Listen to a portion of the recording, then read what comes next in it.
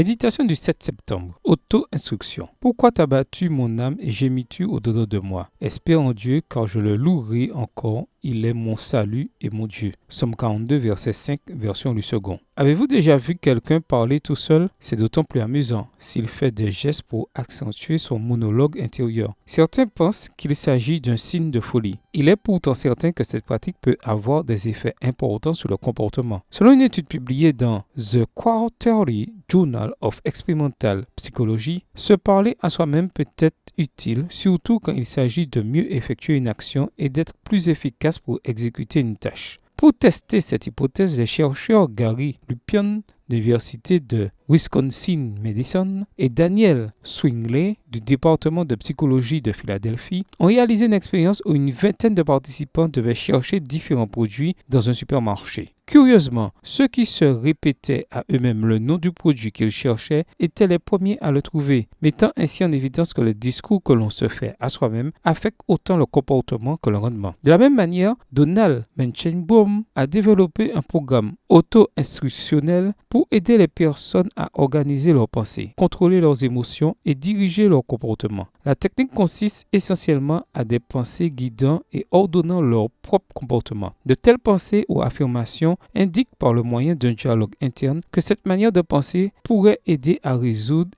ou à affronter un problème, indiquant donc les étapes à suivre pour arriver au comportement le plus favorable. Il semblerait que le roi David ait été entraîné à utiliser ce type de stratégie psychologique. Se sentant troublé et abattu, il a identifié le problème, son état anxio-dépressif. La solution, se confier en Dieu, et a commencé à se parler à lui-même pour se donner des auto-instructions. Pourquoi t'as battu mon âme et gémis-tu au-dedans de moi? Espère en Dieu, car je le louerai encore. Il est mon salut et mon Dieu. Il est vrai qu'on ne parvient pas tous à visualiser ou à identifier ces problèmes, et donc encore moins à trouver une solution profitable. Parfois, l'avenir se montre si incertain que l'aide d'un professionnel est nécessaire. Malgré cela, on peut s'aider comme l'a fait le psalmiste, en cherchant le calme face à l'anxiété, en se motivant et surtout en se rappelant à soi-même que pour chaque problème, Dieu a une solution. Bonne journée à vous et que le Seigneur vous bénisse.